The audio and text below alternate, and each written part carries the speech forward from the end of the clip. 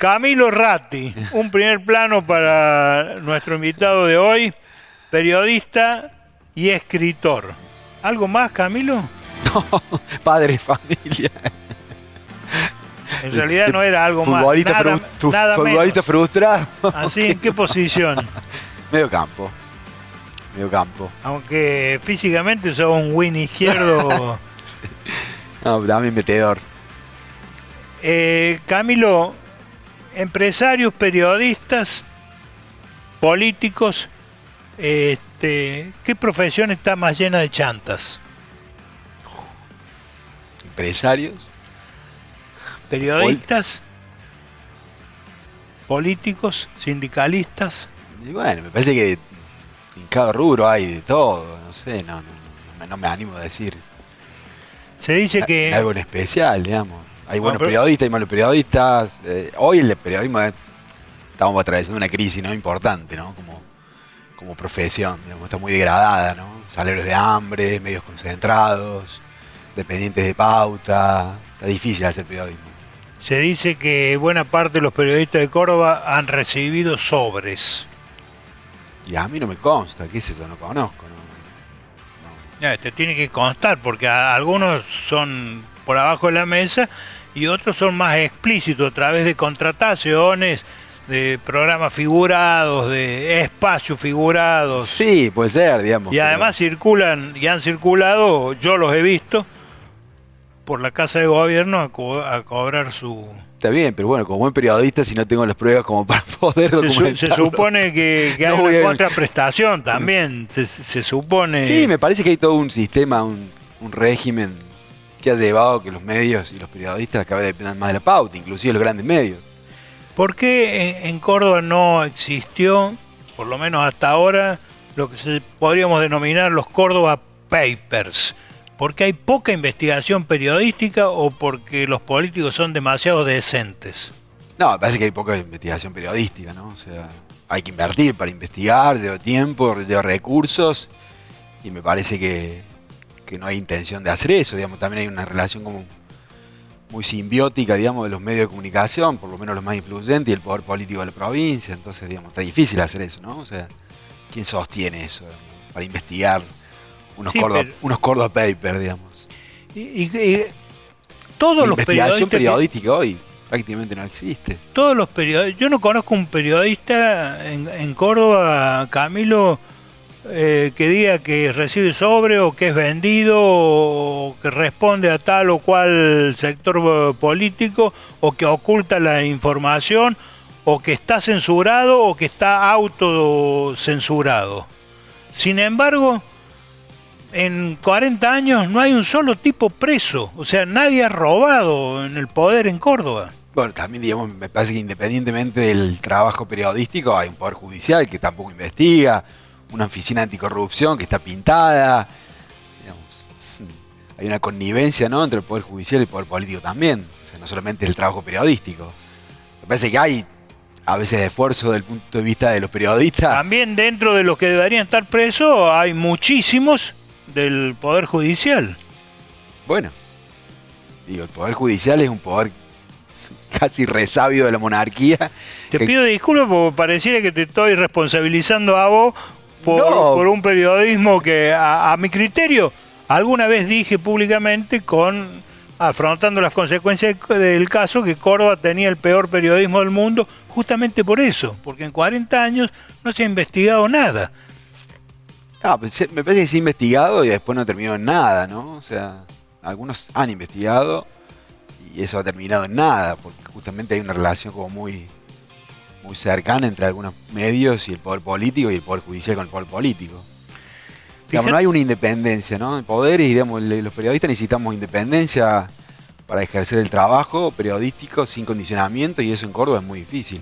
Pero me parece que no solamente en Córdoba, en otras provincias también. Por ahí Buenos Aires pues un poco más grande. O hay más cajas para repartir, o que reparten. Sí, o digamos, otro tipo de disputas también políticas que habilitan a que, bueno, uno puede investigar a uno y al otro. Digamos, acá está todo como muy concentrado, el bipartidismo, el cordobesismo, algo muy fuerte. ¿No? Es más difícil en las provincias. Me parece por esa influencia del poder político en los medios de comunicación. ¿Qué es el cordobesismo? Y bueno, esta relación, esta sociedad, ¿no?, entre los dos grandes partidos, sobre todo el peronismo, que ha cambiado sus nombres, pero digamos responde a una estructura, y el radicalismo, una visión conservadora de la sociedad, que se han alternado en el poder y no han permitido que nada cambie, pero me parece que también ahí el Poder Judicial es parte de ese cordobesismo, y también los medios de comunicación más influyentes, ¿no? O sea, por lo menos 2 de los medios más influyentes de Córdoba creo que también son parte de ese cordobesismo que no permite que nazca nada nuevo. Fíjate, Camilo, y a lo mejor no lo tenés presente en este momento, que en una época el principal medio de comunicación histórico de Córdoba, que es La Voz del Interior, decidió hacer un canal de cable. Sí. ¿Sí? Y tuvo 3 protagonistas para hacer ese canal de cable. Un protagonista era el dueño de una productora. Otro protagonista era el gerente general o presidente del cable. Y otro protagonista es el que iba a manejar el contenido editorial en nombre de La Voz del Interior. Ahora te doy los nombres. El dueño de la productora era Alejandro Bláez, un asesor del genocida Menéndez. Sí. El dueño o presidente del cable era José Palazzo padre, sí, ¿no es cierto? Acusado de ser ahijado de Menéndez, sí, y entregador en su paso como jefe de personal de EPEC de los sindicalistas que fueron detenidos y o desaparecidos. Y el periodista en nombre de La Voz del Interior Revelo. Fue Carlos Revelo, ¿no es cierto? Agente, acusado y sentenciado por la justicia como espía de los servicios de inteligencia del ejército. Sí. Todo eso lo armó La Voz del Interior. Bueno, bien. Hay una relación ahí entre ese multimedio que después fue comprado por el Grupo Clarín y el poder político de Córdoba muy fuerte, ¿no? En esa época no estaba el Grupo Clarín en La Voz del Interior. Claro. Bueno, será parte de ese cordobesismo del que hablábamos antes. Pero eso no te genera un cachito de vergüenza como cordobés. Sí, por supuesto, digamos. Yo creo que es muy difícil cuando él, digamos, en semejante nivel de concentración mediática también es muy difícil ejercer el periodismo, con periodistas que también están cobrando salarios miserables, donde no hay una banca, digamos, de esos medios para poder investigar, digamos, es muy difícil, digamos, justamente. ¿No crees que el periodismo de Córdoba va demasiado tarde? Es decir, acá el periodismo de Córdoba tardó 12 años en enterarse que había corrupción en el gobierno de Angelos. De la corrupción del gobierno de Schiaretti todavía no se han enterado. O no lo pueden decir, digamos, quienes trabajan en los medios de Córdoba, por la presión de ese gobierno de Schiaretti sobre la pauta, sobre esos medios, sobre quienes conducen esos medios, digamos. Pues digo, me parece que el problema fundamental está ahí, en esa dependencia económica de los medios del poder político, ¿no? Los medios también privados han perdido, digamos, las posibilidades de la publicidad privada, hoy están concentrados, digamos, en las redes sociales, digamos, también se ha transformado todo eso y eso condiciona aún más la independencia de los medios de comunicación. Todo este tipo de preguntas que parecen intimidatorias hacia un periodista del calibre de Camilo Ratti es justamente por eso, porque estamos valorando el calibre periodístico y la independencia tuya que nos permite aventurarnos en este tipo de preguntas. Así que con las disculpas del caso vamos a continuar. Modificar tu forma de pensar. ¿Es bueno? ¿Es malo? En materia periodística. Y me parece que a partir de la experiencia y de la formación que uno va teniendo no está mal, digamos, ir incorporando visiones, miradas, reflexiones para analizar la realidad. Me parece que un periodista, más que la coherencia ideológica, la rigurosidad periodística y la honestidad intelectual, me parece que son las 3 condiciones fundamentales para ejercer el periodismo. Pero bueno, uno, digamos, también puede darse cuenta de cosas y modificar. Es difícil pensar que uno cambie de ideología, puede ir incorporando algunas cosas, pero uno tiene una matriz, ¿no?, del cual analiza el mundo, de su punto de vista. Me parece que el enriquecimiento del periodista es fundamental desde el punto de vista de la experiencia, de la teoría, de la lectura. Hoy es difícil hacerlo también porque no hay no hay tiempo, los periodistas no tienen un solo trabajo, tienen dos, los periodistas y casi todos los trabajadores de este país para poder llegar a fin de mes. Bueno, eso está obsesionado con el salario del periodista. Es que eso es fundamental, digamos, si un periodista no puede llegar a fin de mes, digamos, atenta con su propia desarrollo de la profesión, ¿no? Y hay mucho condicionamiento en ese sentido. ¿Sos o has sido afiliado a algún partido político? He sido afiliado a un partido político. Sí. ¿Podés comentarnos? Sí, en su momento era Nuevo Encuentro, el partido que conducíamos a nivel nacional Martín Sabatella, y estuve afiliado a ese partido político. Que recuerdo ningún otro. Ese partido político tenía un representante en Córdoba, actualizame si estoy equivocado, que era Carlos Vicente. Sí, Carlos Vicente. Carlos Vicente fue el representante del AFCA, vendría a ser el CONFER o el ENACOM, no, ya no sé. ENACOM hoy. El ENACOM hoy. CONFER era la época de ante el AFCA. Mientras Carlos Vicente estaba en el AFCA en Córdoba, vos eras de algún modo el encargado de prensa o el vocero del AFCA en Córdoba. Sí, trabajaba en el AFCA Córdoba, en distintas, no era solamente el encargado de prensa, digamos, hacía también otras cosas. Bien. Te pregunto, Camilo, ¿por qué fracasó la ley de medios? Y bueno, porque el poder político del grupo... Primero, ¿estamos asumiendo que fracasó o coincidimos en eso? Sí, coincidimos. Me parece que fracasó porque, digamos, se quedó demostrado que los poderes fácticos eran más importantes que inclusive las instituciones democráticas, digamos. Una ley como la Ley de Servicios de Comunicación Audiovisual, que la Corte Suprema de Justicia de la Nación declaró constitucional del primero al último artículo, y que el Grupo Clarín no cumpliera con una resolución de la Corte Suprema, bueno, habla justamente de que había poderes por encima de los poderes democráticos. El Grupo Clarín lo quedó demostrado en eso, digamos. Un juez de primera instancia fallaba en contra de un fallo de la Corte Suprema, un absurdo... Vos casi que le estás dando el argumento a quienes se oponían a la ley de medios, porque te estás referenciando en el Grupo Clarín como si la ley de medios hubiera sido hecha expresamente para perseguir al Grupo Clarín. Tenía distintas aristas, me parecía que la desconcentración mediática era fundamental, digamos, no iba a poder haber una democratización de los medios si no se atacaba justamente el nivel de concentración y la cantidad de medios que tenía el Grupo Clarín, digamos, que conspiraba de manera permanente en contra de la aplicación de esa ley. Digo, la ley tenía todo un desarrollo del sector comunitario, del sector público, pero sin la desconcentración del Grupo Clarín me parece que era muy difícil aplicar esa ley.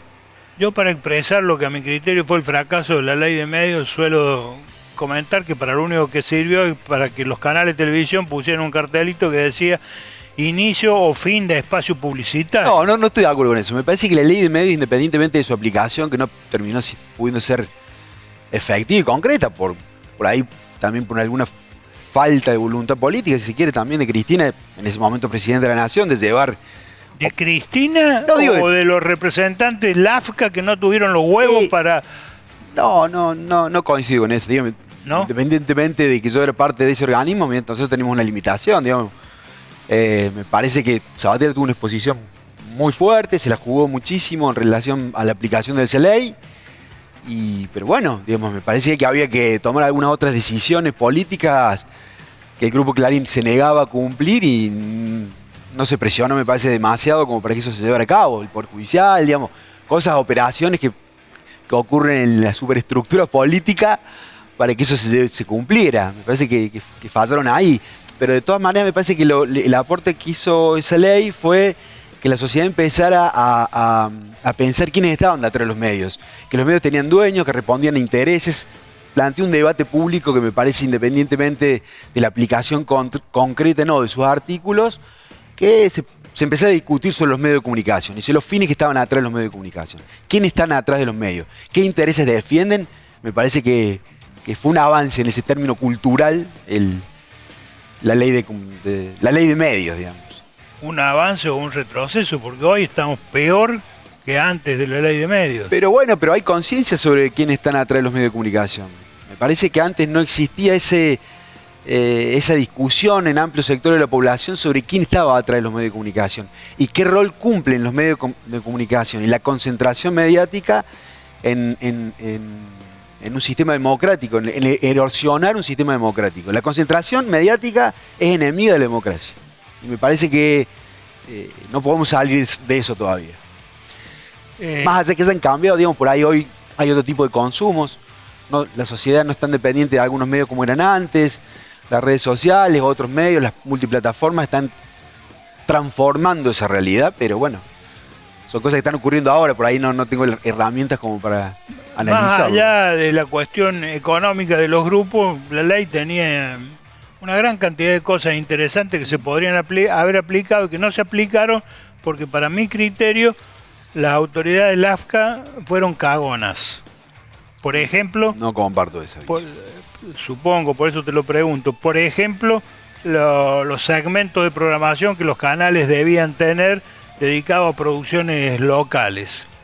Y los horarios en los que debían emitirse. Concretamente en el prime time de la televisión de Córdoba, el 70% tenía que ser producción local, que no se hizo nunca, y además tenía que haber producciones independientes, que tampoco hubo, ese en un rubro. En otro rubro, en el rubro de la frecuencia de las radios, que ustedes desde el AFCA siempre enarbolaron como bandera, sí, la cantidad de medios comunitarios que se plantea, y eso generaba una idea contraria. Es decir, bueno, si generamos un medio comunitario, habilitamos un medio comunitario, ¿quién lo solventa? Sí. Con profesionalismo y con dinero. O el Estado o quien los termina comprando. Y por otra parte, generamos 100 medios comunitarios y hay 1000 que están en la ilegalidad, como sucede hoy, como sigue sucediendo hoy. Está bien, pero yo te pongo ejemplo del trabajo que hicimos nosotros. Hicimos todo un trabajo de relevamiento en toda la provincia. Se hizo un concurso que no la pudo terminar la gestión en la cual fui parte, digamos, la terminó llevando a cabo Agua, pero digamos, en función del trabajo que habíamos realizado nosotros para regularizar toda la frecuencia de radio en la provincia de Córdoba. No se había hecho nunca eso. Se dio un envío importante a todos los medios comunitarios. Y después había cuestiones de financiamiento que no nos atenían, en el cual el AFCA no tenía la potestad de decidirlo. Discutir una ley de pauta era fundamental y no le correspondía al AFCA, o no tenía las atribuciones ni las herramientas para hacer cumplir eso. Exigir el cumplimiento de las producciones locales, lo llevábamos a cabo y después no lo cumplíamos. Bueno, había un régimen sancionatorio que no estaba en el AFCA. Digamos, no era solamente el AFCA el encargado de que esa ley se cumpliera.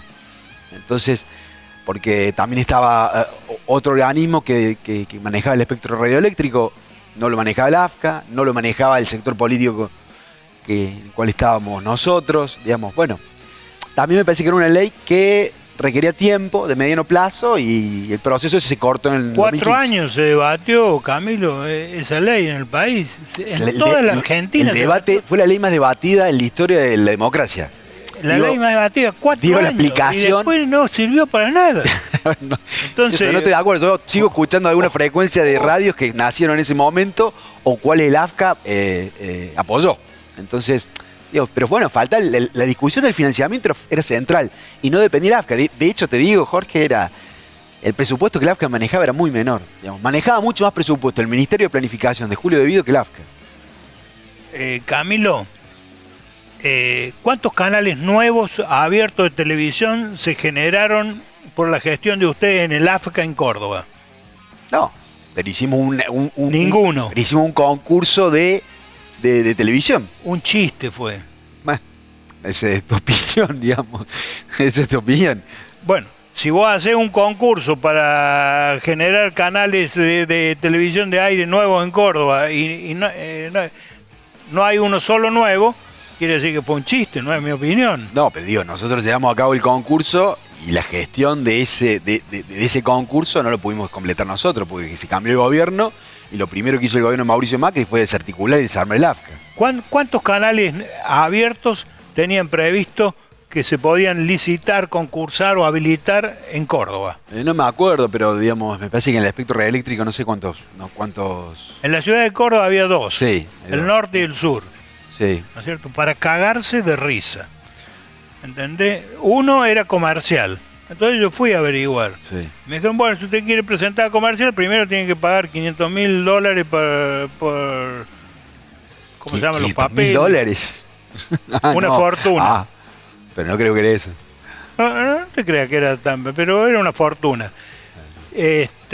Y después veremos si va al canal norte y canal sur. ¿Cuál es el norte y cuál es el sur? Pregunté yo. Y dice, bueno, del río Suquía, de la ciudad de Córdoba, para un lado el norte y para el otro lado el sur. O sea que si usted pone el canal, transmite para un lado del río y no puede transmitir para el otro. Digo, pero este es un canal privado que se tiene que solventar con recursos de publicidad privada. Hay que competir con Canal 2 y con Canal 8, que cubren toda la provincia. Y este nuevo canal va a cubrir un pedacito del río para este lado. Pero nosotros, digamos, estábamos a cargo de la entrega de licencias, el llamado concursos, pero el manejo del espectro radioeléctrico no estaba a cargo del AFCA, estaba a cargo de otro organismo, que ahora no recuerdo bien el nombre. La CNT. Que manejaba sí. En ese momento el Ministerio de Planificación. Entonces, digamos, había limitaciones también, digamos, hablo por lo que yo me tocó, digamos, gestionar en ese momento. O sea, había limitaciones que no dependían, digamos, del AFCA. Llevarla a cabo, dependían de otro organismo que tenía vinculaciones políticas que no eran las que teníamos nosotros, digamos.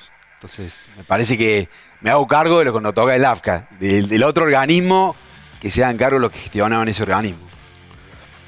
Te saco a un tema al cual has dedicado mucho tiempo. A ver. Y que casi es un símbolo del verdadero y auténtico periodismo de investigación, que se trata de tu libro Cachorro. Sí. 7 años de investigación. De Luciano Benjamín Menéndez. De Menéndez y bueno, y a través de Menéndez no fue toda la dictadura, ¿no? ¿Por qué le decían Cachorro?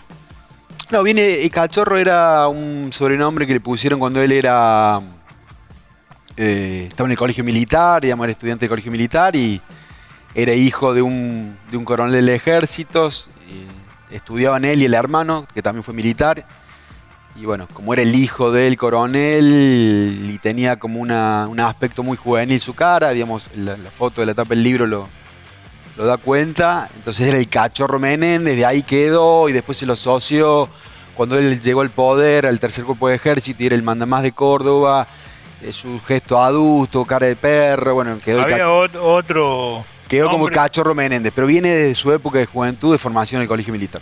Había otro nombre que se le decía Chupete, que quizás hubiera sido más adecuado por la cantidad de seres humanos que chupó. Chupete Menéndez, sí. Sí, uno de los jerarcas de la dictadura, uno de los genocidas más importantes de la historia de la humanidad, que por suerte fue condenado por la justicia argentina. Creo que vos pusiste algo como que fue el más condenado en la historia de la humanidad. Es el general más condenado en la historia de la humanidad porque, digamos, de los jerarcas de la dictadura, por cuestiones biológicas también, y bueno, y por el trabajo que se hicieron los organismos, los abogados aquí en Córdoba, y el sector del Poder Judicial, por supuesto, que llevó a cabo los juicios, la cantidad de condenas, no hay un general ni un militar en la historia de la humanidad que haya recibido la cantidad de condenas que recibió Luciano Benjamín Menéndez, ni siquiera Videla. Hay otro Menéndez que tuvo en las Malvinas también con un triste... primo hermano, Mario Benjamín Menéndez. Benjamín era un apellido familiar que se remonta a los principios del siglo XX, que bueno, eran muy cercanos hasta la guerra de Malvinas y bueno... Luciano fue muy crítico del accionar de las Fuerzas Armadas, fundamentalmente del Ejército, entonces, y de la actuación de su primo y de su primo con Galtieri, con los que condujeron esa guerra. Entonces, bueno, a partir de ahí se cortó la relación. Los Menéndez son una dinastía en el Ejército. Son una dinastía sí. Militar. Se remonta a su abuelo, su tío abuelo. ¿Son una dinastía militar, barra económica o solo algunos militar? Sectores de los Menéndez sí. Yo no pude comprobarle, más allá de algunos dichos de testimonios, de que Menéndez, digamos, se quedó con dinero de algunas organizaciones guerrilleras en algunos operativos, pero digamos, no pude comprobarle, digamos, a él especialmente, digamos, que se haya enriquecido, digamos, como si se probó con Macera y con otros genocidas, digamos, que aparte se enriquecieron, digamos, aparte de ser torturadores y asesinos, fueron ladrones. Pues por ahí hay un costado de la dictadura que es tan brutal lo que hicieron, digamos, el plan represivo, el aniquilamiento, que es como que queda subsumido el costado corrupto y económico de la dictadura, que fue desastroso, ¿no? O sea, ¿vos lo entrevistaste a Menéndez? No llegué a entrevistarlo a él porque estaba preso en la cárcel de Bower en ese momento, cuando yo estaba haciendo el libro. Le escribí una carta y se la mandé a través de su hijo menor y me mandó una carta de puño y letra respondiéndome que bueno, finalmente no aceptaba, pero bueno, el libro está tiene muchas fuentes militares, de personajes muy cercanos a él, el general Santiago, que fue su segundo comandante, su ayudante personal, Videla, Mario Benjamín Menéndez, el primo de él, bueno, y otros militares, digamos, que fueron compañeros de Menéndez en el colegio militar, digamos. un libro que tiene muchas fuentes militares que eran muy difíciles, ¿no? Porque recordemos que yo estaba haciendo investigación, prácticamente todos los militares estaban siendo juzgados o procesados por la justicia. Menéndez alguna vez dijo que por cada guerrillero que él mataba, Martínez Dios le fabricaba 10. No recuerdo puntualmente esa frase, pero él tuvo un enfrentamiento muy fuerte con Martínez de Oz y de hecho el levantamiento del 79 tiene que ver cuando el Menéndez empieza a advertir que el proyecto económico de Martínez de Oz iba directamente al fracaso, que estaba empobreciendo al pueblo y bueno, y había algunos sectores del poder económico de Córdoba que entusiasmaron a Menéndez como una futura figura política, sobre todo cuando él lo dan de baja del ejército por la sublevación contra Viola y bueno, Menéndez se entusiasma con ese proyecto de la Fundación Mediterránea, ¿no? Los mismos que siguen manejando el poder económico de Córdoba, digamos. Sumamos al cordobesismo a la Fundación Mediterránea, digamos que son las mismas empresas. O sumamos el cordobesismo a la Fundación Mediterránea. Claro, podría ser, sí, digamos que son los que cortan la pizza, los que deciden todo y los que siguen condicionando, los que condicionaron y siguen condicionando el poder político de Córdoba. La Fundación Mediterránea es una cosa, la Bolsa de Comercio es otra. Este es muy... Me da la impresión que la Bolsa de Comercio es más perfumada que la Fundación. Sí, la Fundación Mediterránea por ahí tiene un costado, digamos, más industrialista, son empresas que producen, la bolsa es más el aspecto financiero, pero son intereses que están totalmente vinculados y siguen vinculados. Digamos, es como que no hay dirigente nacional o político que no tenga que ir a dar a la misa de la Bolsa de Comercio cada vez que hacen un acto, entonces digamos, siguen marcando la pauta. Qué curioso, ¿no? Es decir, los políticos van a rendir cuenta y explicaciones a un grupo minúsculo, casi parasitario de la sociedad argentina y casi delictivo de la sociedad argentina. Es decir, yo no imagino a Milei o un candidato a presidente dando una conferencia a los presos en Bauer, si no van y le dan la conferencia en la Bolsa de Comercio, que debieran estar casi todos presos, sí, porque casi todos han sido y son delincuentes, por empezar porque son todos evasores. Sí, porque tuvieron una implicancia y un acompañamiento total a la dictadura y muchos de ellos se beneficiaron económicamente con la dictadura y con Menéndez y tenían charlas permanentes y lo apoyaron y son, creo, cómplices, digamos, cuando se dice que la dictadura es cívico, militar, eclesiástica y empresarial, bueno, estos empresarios forman parte de ese también de la dictadura. Entonces, en esa época yo era muy joven, era movilero, pero me da la impresión que había como dos bandos dentro de la Fuerza Armada, los nacionalistas y los liberales. ¿Menéndez en dónde andaba? Es como una mixtura de los dos, porque digamos económicamente es profundamente liberal, pero tiene un tono nacionalista, pero de alguna manera responde a la línea del ejército neoliberal. Digamos, el ejército, salvo el que no fue peronista, tiene una matriz profundamente liberal. Y Menéndez se ubicaba en ese sentido, por eso también lo bancaba mucho a Videla, que se referenciaba en ese sector del ejército. ¿Menéndez a Videla? Sí, ya eran muy amigos y tenían una excelente relación. A Menéndez no le molestaba a Videla, le molestaba a Viola. Lo que pasa es que, bueno, Menéndez era muy limitado desde el punto de vista también político. Era un soldado, digamos. Un soldado cuadrado. Sí, un cuadro del ejército, un tipo para la acción militar. Fue muy eficiente para el proyecto de la dictadura, sobre todo en los primeros años, cuando había que aniquilar a todo el mundo. Entonces fue muy efectivo en ese sentido, y cuando empezó a pensar la cuestión más política, era muy limitado. De hecho, por eso, digamos, quiso ir a la guerra con Chile y Videla lo frenó, porque tenía otra lectura del mapa político, no solamente nacional, sino internacional, que Menéndez no tenía. ¿Cómo te sentiste al investigar todo este proceso de represión, de genocidio, de dictadura, cuando por tu edad no la viviste expresamente? No la viví, digamos, porque era muy chico, pero mis viejos lo vivieron, familiares míos, tengo familiares exiliados, gran parte de mi familia militaba, entonces bueno, yo mamé también, digamos, esa experiencia de lo que fue la dictadura. Y después, bueno, con el ejercicio periodístico me parecían, siempre me interesó esos temas, y cuando empecé la investigación me parecía que faltaba, digamos, que los cordobeses no podíamos no saber quién había sido Luciano Benjamín Menéndez, que era un personaje fundamental de la historia de Córdoba, de la historia argentina, y que no se hubiese hecho un trabajo a fondo, profundo sobre quién era esta persona que en esos momentos gozaba de total impunidad, me parecía que era una deuda conmigo mismo y con la sociedad en la cual vivo. Entonces, también había un contexto político que también habilitó la discusión pública de estos temas. Entonces, Menéndez tenía no recuerdo cómo se llamaba, pero algo así como una especie de consejo de comunicación que integraban civiles. Que además lo integraban periodistas. sí. Que se reunían, no sé, periódicamente con Menéndez. Menéndez los aleccionaba, sí. Y esto eran los que de algún modo proveían información del periodismo, información / listas. Sí. ¿Pudiste averiguar algo de eso en tu investigación? Era un personaje que entendía la importancia de los medios de comunicación en la construcción, en la batalla cultural que él estaba dando.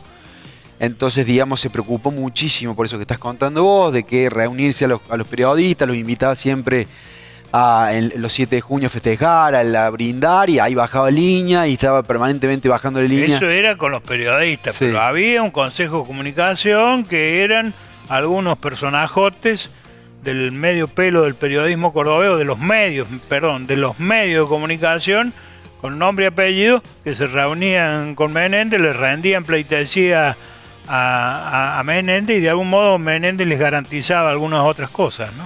Yo de esos, el único que puedo dar fe, digamos, que conozco era Carlos Rebelo, ¿no? Vos por ahí en el ejercicio periodístico tuyo en esa época podés conocer otro, no me consta. Sí, había un representante de La Voz del Interior, había un representante de lo que fue después Tiempo de Córdoba, estaba el ingeniero Blaes, que tenía una productora, bueno, había unos cuantos. Él tenía también relación con uno que después fue dueño de LB2, Viramonte. Viramonte, en fin, que era porque Viramonte después forma parte de la CAL, Comisión de Asesoramiento Legislativo, que reemplazaba al Congreso, a la legislatura. A mí lo que me parece, Jorge, que es importante hoy, digamos, no solamente recuperar la figura de Menéndez, sino lo que te decía cuando conversábamos antes de la entrevista, ¿no? O sea, que hay una vicepresidenta de la Nación reivindique la dictadura, o sea, un apologista del terrorismo de Estado, que defienda a personas condenadas por la justicia y archiprobadas de que han sido torturadores y asesinos y que han desaparecido personas. Eso me parece gravísimo. Y ¿no le parece lo mismo a algunos tipos del peronismo que piensan que... No lo puedo entender. Que Villarroel puede formar parte de un espacio popular como el peronismo? Me parece delirante quien haya planteado eso. Delirante. No es una persona democrática aunque haya llegado a través del voto popular, porque jamás una persona... De hecho, sería bueno que alguien que reivindique el terrorismo de Estado no pudiera ejercer cargos públicos y no pudiera participar en las instituciones democráticas.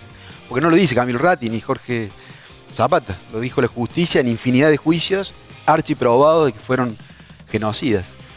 Pero a vos te consta también que Villarroel, con su cara bonita y su simpatía, y mucha no, o alguna gente que profesa alguna simpatía con las ideas negacionistas de Villarroel, han sido críticas de la política de derechos humanos de los gobiernos peronistas, ¿no? Mira, yo creo que si hay una política de Estado, tal vez la única política de Estado que la Argentina tiene y de la cual se puede sentir orgullosa, es la política de derechos humanos, más allá de todos los daños que le está haciendo el actual gobierno de Milei y de Villarroel a ese proceso. Me parece que es irreversible.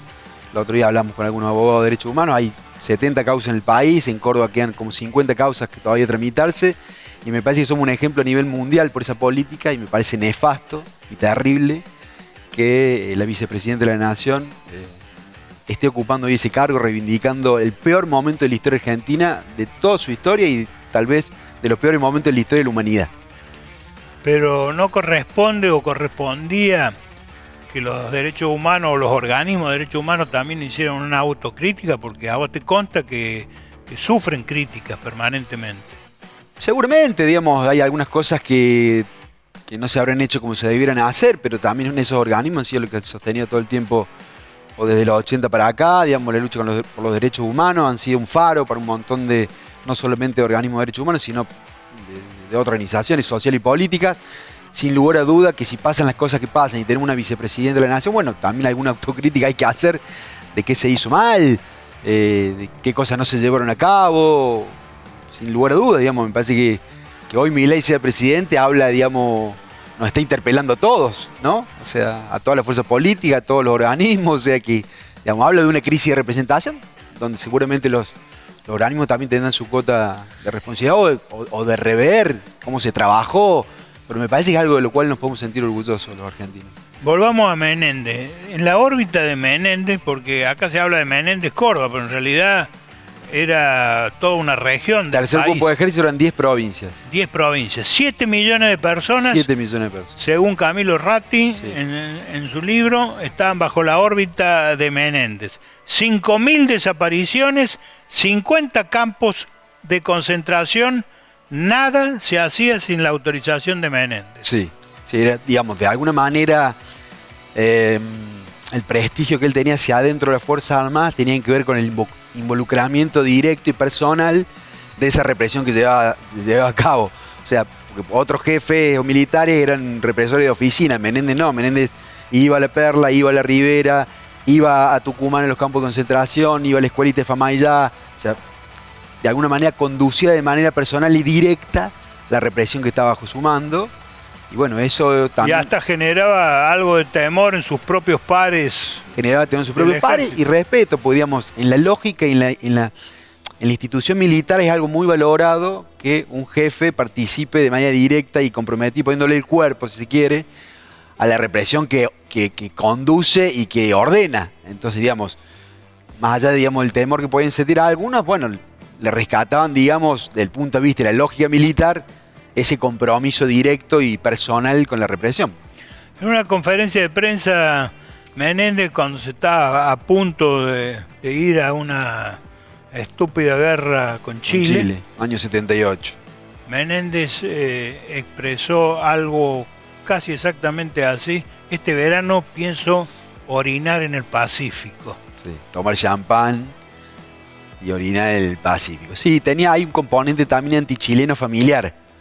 Ajá. Porque, digamos, la familia Menéndez, uno de sus ancestros, había sido integrante de la gendarmería y espía en el ejército argentino con Chile, y, digamos, las disputas limítrofes con Chile se remontan a principios del siglo XX y se mantienen hasta el día de hoy. Hay una cierta rispidez. Los chilenos son muy nacionalistas, son un país expansionista, y bueno, eso irritaba mucho a Menéndez, y bueno, el conflicto desatado por el canal de Beagle a través de una isla, bueno, generó todo eso que él también buscó capitalizarlo para construir poder dentro del ejército. Pero bueno, por suerte no se llevó a cabo, y esa guerra... Si fuera por Menéndez hubiera existido. Hubiera existido, sí, de hecho se hicieron operativos en el sur de la cordillera, ordenados, digamos, por Menéndez, que era el jefe del Teatro de Operaciones. Y se hacían operativos de preparación de las tropas para invadir Chile en Pampa de Olán. Pampa de Olán acá, en la Pampa de Olán. Y bueno, pues yo te decía antes, digamos, de su falta de lectura política, que, digamos, quienes detuvieron esa guerra fueron la Embajada de Estados Unidos y el Vaticano, junto con Videla, digamos, con digamos, los cuadros más intelectuales de la dictadura, que veían que eso era una locura, porque de la mirada de Estados Unidos significaba poner en conflicto a dos países que eran aliados en su lucha en contra del comunismo. Pero bueno, Menéndez, digamos, en su lógica militar no lo veía así. Camilo, ya en democracia, Vaca Narvaja acusó como querellante en la causa del tercer cuerpo de ejército al cardenal Primatesta, sí, a los exgobernadores Eduardo Angeló, Ramón Mestre, a Oscar Aguat y al entonces presidente de la UCR, Mario Negri. Los acusó de haberse reunido con Menéndez en la dictadura, Menéndez como símbolo del terrorismo de Estado, durante la dictadura. Sí, a mí me consta por testimonio de ex militantes radicales, de la relación de Angelós con Menéndez, de reunirse, digamos, de manera sistemática, de pedir por algunos militantes radicales que estaban secuestrados, y que bueno, y que por supuesto Primatesta era la otra pata de ese poder militar eclesiástico fundamental, Primatesta siendo la persona más poderosa e influyente de la Iglesia argentina, tenía un vínculo, digamos, muy directo y estrecho con Menéndez, armó listas previo al golpe de Estado. Bueno, una persona muy cuestionada por su vínculo con el principal genocida de Córdoba. De los otros referentes que vos mencionaste, el radicalismo, yo no tengo pruebas. Digo, Mario Negri, Ramón Mestre. Hay una foto.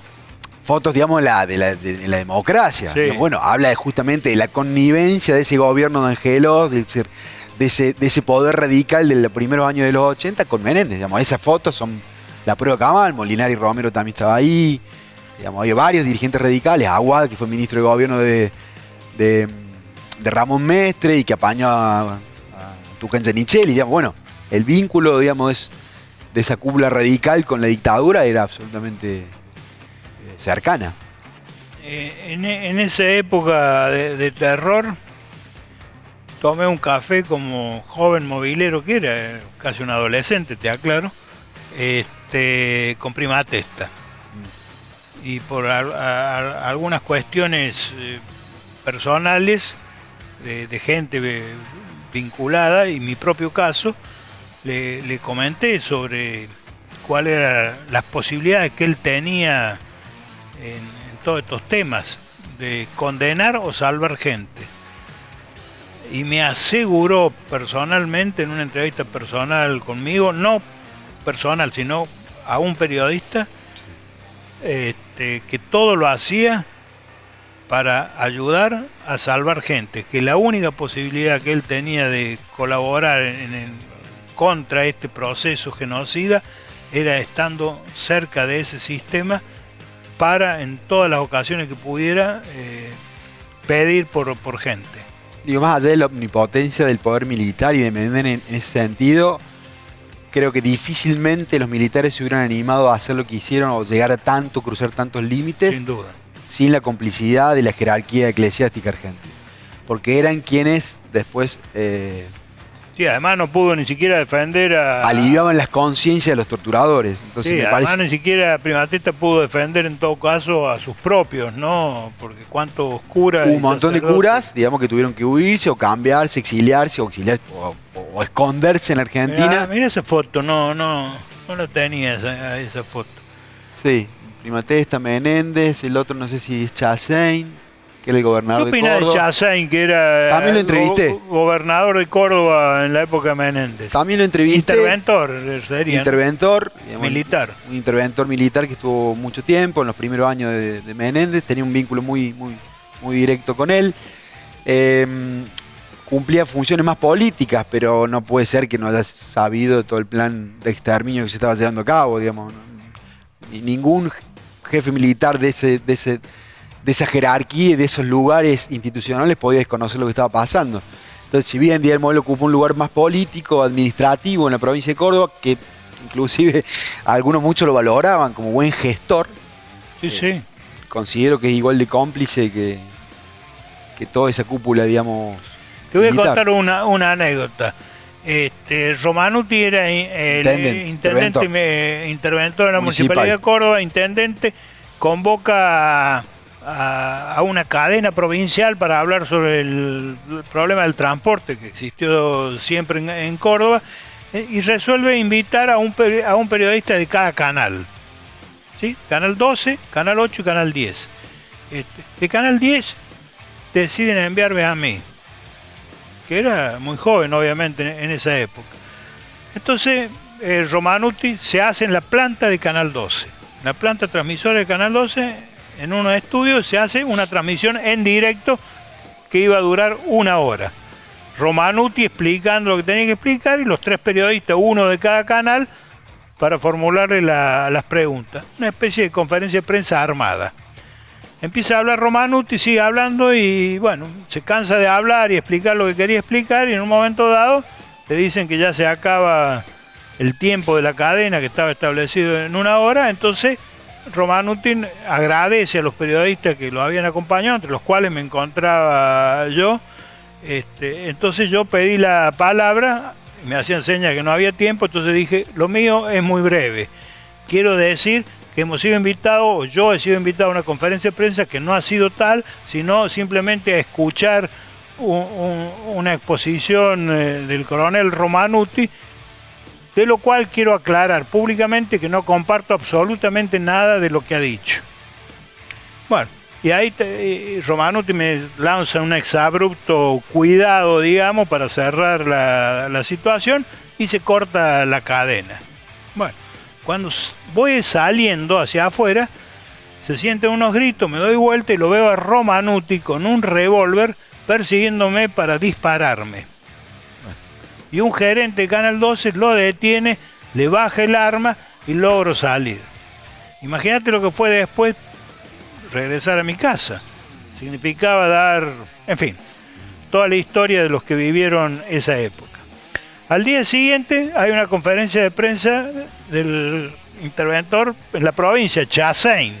Bernardo Chassein. ¿No es cierto? Entonces en el canal, que había también un militar, me dice, va a ir usted a la conferencia de prensa. Miedo. Terror. Bueno, fui a la conferencia de prensa. No pregunté nada, ni abrí la boca, ni cuestioné nada. Terminé la conferencia de prensa y cuando nos íbamos, atrás mío se me acerca Chassein.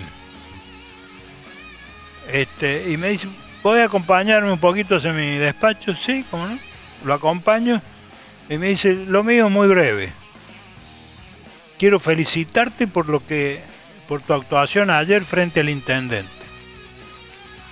No puedo decirte, Camilo, que tengo el mejor de los recuerdos de Chassein, más allá de que formó parte como interventor militar de una dictadura militar en el país. Sí, la máxima autoridad, digamos, de la provincia, ¿no? Sí, pero como lo decís vos, administrativo, el poder real estaba... Está bien, no hay causas en contra de Chassein, no se lo pudo juzgar, no se le encontró, digamos.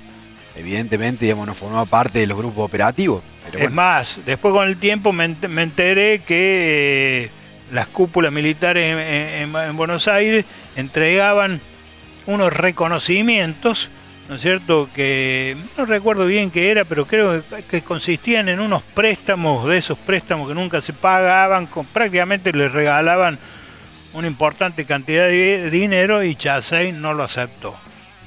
Sí, tenía, digamos, los testimonios que yo tengo en relación a él, eran que un tipo honesto, austero, desde el punto de vista económico, que fue un buen administrador, pero bueno, formó parte de la peor experiencia política que vivimos los argentinos. Recién mencionaste el trato que tuvieron personas como Angelós, por ejemplo, con Menéndez. El radicalismo fue el único partido político que no fue prohibido por la dictadura. Exactamente, fue en las disposiciones del golpe de Estado, en esas directivas, en esos comunicados que se armaron en noviembre del 1975, bastante antes del golpe, lo cual habla de la planificación de ese golpe de Estado. El único partido nacional que no fue prohibido fue el radicalismo. Yo intenté hablar con Angelós, por supuesto, también, como todos los protagonistas históricos de esa época, y no quiso. Se negó. Yo le dije que era un libro sobre Menéndez y no quiso hablar. Seguramente vos hablás con frecuencia con gente que fue víctima de la dictadura. ¿Cuál es el espíritu que tienen hoy? La mayoría siguieron militando y participando, lo cual quiere decir, digamos, que a pesar de toda la crueldad y el plan de aniquilamiento y destrucción humana, no fue posible, por lo menos de los que están vivos, ¿no? ¿Y por qué no es, a mi criterio, me interesa tu opinión, lo mismo con los exiliados de la dictadura? ¿Con quiénes? ¿Los militares exiliados? No, con las víctimas de la dictadura que se fueron al exilio en el país, que viven en el exterior y que de algún modo... No, pero conozco muchos que volvieron y siguieron militando.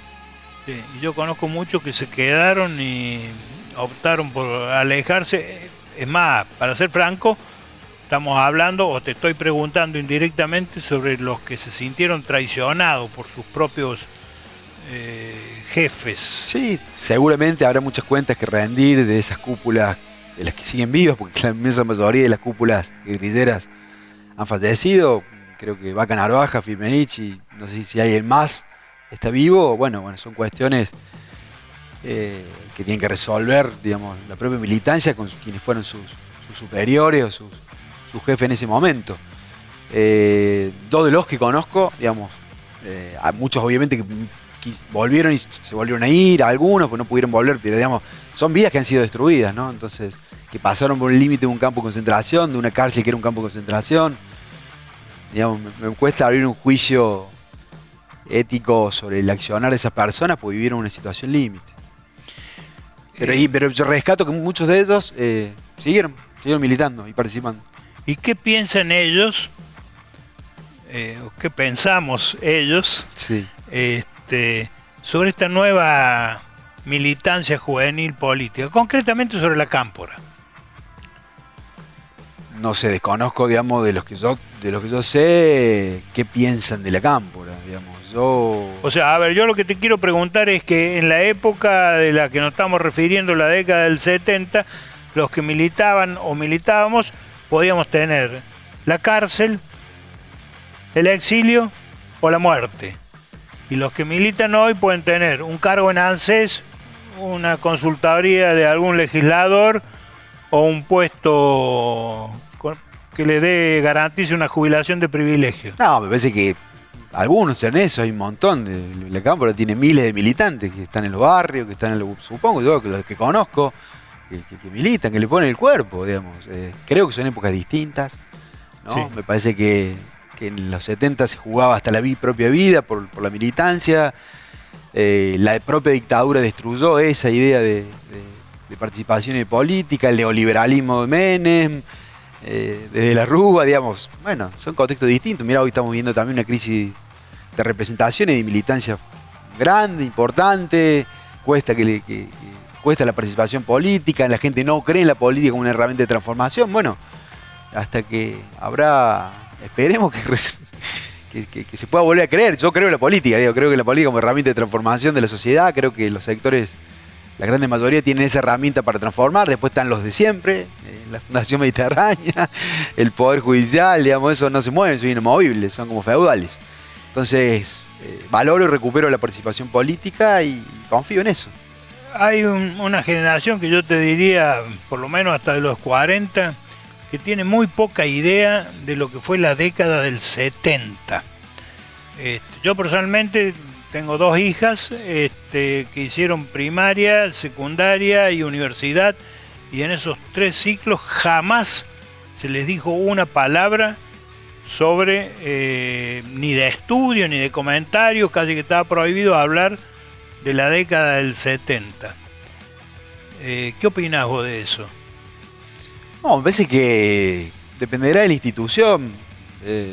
Me parece que independientemente de... Menos 40 no tienen ni idea, Camilo, de qué fue la década del 70. Y bueno, entonces, digamos, Cachorro tiene mucho más actualidad, entonces, digamos, hay que volver a presentarlo en la escuela, hay que seguir haciendo charlas, digamos. Yo por ahí, cuando se publicó el libro pensaba que era una discusión saldada, y hoy tenemos una vicepresidenta apologista del terrorismo de Estado. Digo, evidentemente que hay que seguir dando la discusión, hay que volver a contar lo que pasó. Y me parece que lo más importante es recuperar la militancia de esos años, independientemente de las organizaciones, de las guerrillas y los cuestionamientos que se puedan hacer al accionar de algunas organizaciones. Lo más rescatable para mí que eran personas comprometidas con su realidad, con su tiempo histórico, y me parece que eso es lo que hay que rescatar hoy y mostrar a las nuevas generaciones, ¿no? Ese compromiso con la militancia y con el otro y con la entrega por una sociedad más justa. ¿El gobernador de Córdoba, Martín Yarlora, es peronista? Y peronista cordobesista, un peronista conservador, digamos, no me simpatiza mucho en el personal, digamos. El peronismo de Córdoba me parece que heredó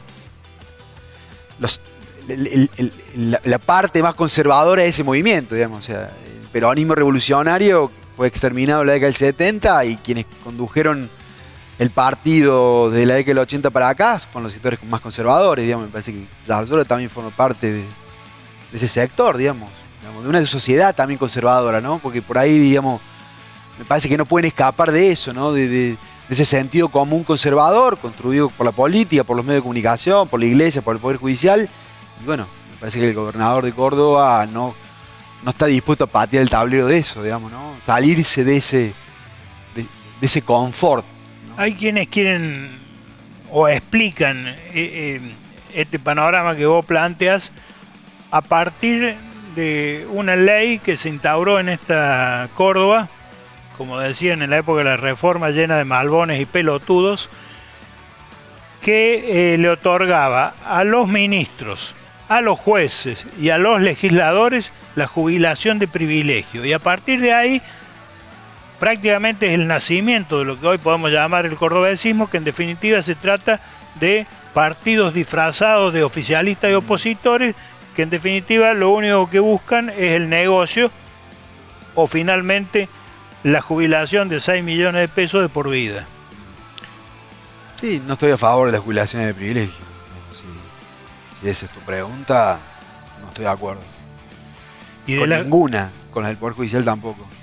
Y el Poder Judicial fue armado originalmente por... Hay algunos rezagos de la dictadura. Sí.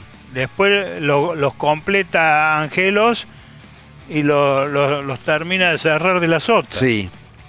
Bueno, digamos, estás mencionando dos figuras de los partidos políticos más importantes de Córdoba, claramente conservadores, ¿no? Entonces, me parece que tiene mucha más afinidad política, ideológica, con ese pensamiento conservador de la Córdoba conservadora que otra cosa más disruptiva, progresista, digamos. Ninguno de los dos partidos que hoy gobiernan Córdoba tienen ese perfil. Camilo, a esta altura de la entrevista me viene la necesidad de pedirte una palabra de esperanza para las nuevas generaciones y para los nuevos periodistas de Córdoba, que hay muchos nuevos. Sí. Bueno, que crean en sus capacidades, en su oficio, si así lo abrazan, me parece que es fundamental en un periodismo independiente. Si no es autogestivo está difícil hacerlo, ejercerlo. Y bueno, eso también es una manera de militar el periodismo y la profesión. Entonces, creo en el periodismo como...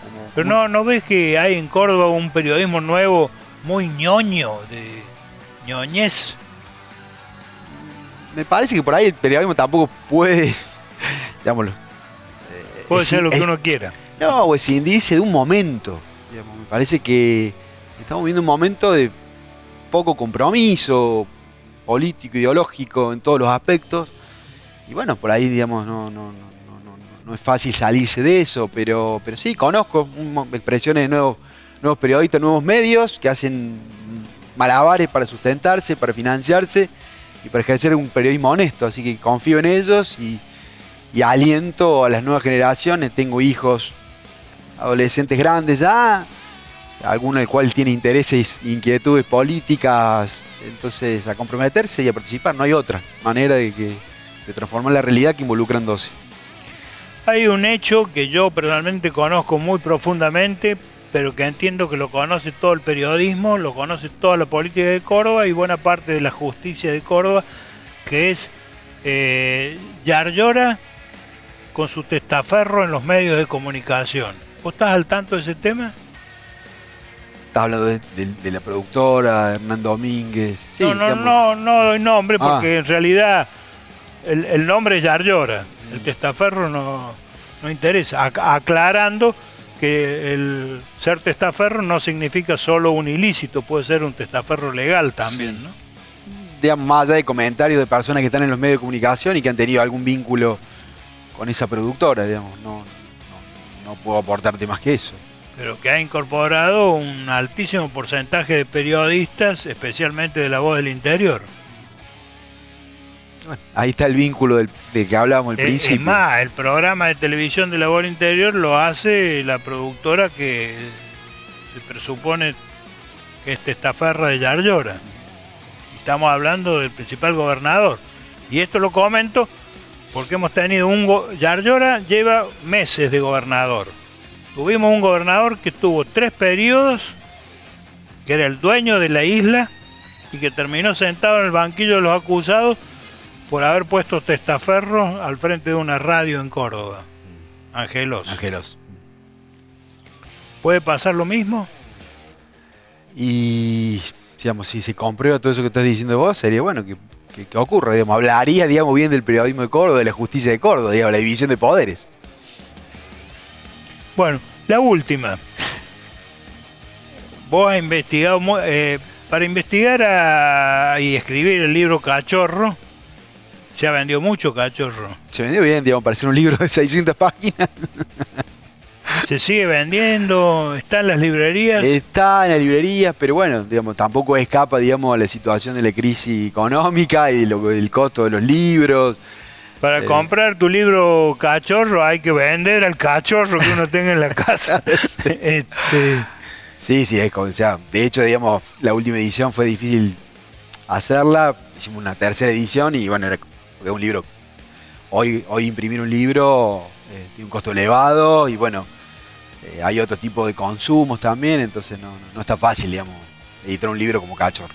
Después de todo lo que has investigado, tengo entendido que has hablado con Videla, en fin, comentaste que has hablado con Videla y con muchos militares. Hicimos 2 entrevistas a Videla. Y por otra parte... 2 entrevistas, no charlas como hace la vicepresidenta. Bueno. Y has nombrado varias veces, entonces, por un lado eso, y por otro lado, ha hecho entrevistas periodísticas. Ha hecho mucho foco. Perdón. ¿Qué opinás de la entrevista? Ahí donde estás sentado vos, estuvo sentado Menéndez en un programa que yo producía que se llamaba ¿Qué Domingo? Que conducía Mario Pereira. No sabes cómo me pegaron por eso. Sí. ¿Cuál es tu opinión? Creo que fue bastante indulgente Mario Pereira con Menéndez. Al tiempo me hicieron una entrevista en Radio Universidad y un militante, seguramente amigo tuyo, me cuestionó por esa entrevista y yo le respondí que prefería escucharlo a Mario Pereira 1000 horas antes que censurarlo 1 minuto a Mario Pereira. El cuestionamiento era a la supuesta indulgencia de Mario Pereira, que comenzó la entrevista diciéndole señor general. ¿Sí? ¿Vos lo hubieras entrevistado en un programa público de televisión a Menéndez? Si hubiera tenido la libertad para preguntarle lo que quisiera, sí, por supuesto. En esa época había absoluta libertad para hacerlo. Es un protagonista histórico, ¿cómo no entrevistar? O sea, si Mario Pereira no le quiso... Mario Pereira fue consecuente con su pensamiento. Muy cercano, incluso... Por lo menos desde el punto de vista ideológico, seguro. Desde el punto de vista ideológico. Pero lo entrevistaría en un programa de televisión en esa época a Menéndez. Sí, si hubiera tenido la libertad, como te digo, de poder entrevistarlo. Sí, Mario Pereira la tuvo la libertad. Lo hubiera entrevistado, por supuesto. Mario Pereira la tuvo a la libertad. Digamos, hice un libro sobre él y entrevisté a Videla porque consideraba que para poder entender quién había sido Menéndez era fundamental entrevistar a quienes participaron de ese proyecto. O sea que vos reivindicás la invitación en un programa de televisión a Menéndez en plena democracia, más allá de la crítica que le haces a quien lo entrevistó. Sí, creo que sí. Digamos. Si yo fuese el productor del programa y lo pongo a Menéndez en uno de los programas y vos sos quien lo tenés que entrevistar, ¿aceptarías que yo te coarte o te indique o te direccione las preguntas que le tenés que hacer? No, eso es lo que te digo, digamos. Si ¿No lo aceptaría? No lo aceptaría. Bueno, y yo no lo haría.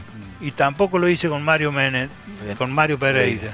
Esa es la historia. Hasta el día de hoy suelo recibir algunas críticas por eso. De la misma manera que entrevistaría a Idi Amin, por ejemplo. Bueno, ¿qué hacemos con la vicepresidenta? Que pinta...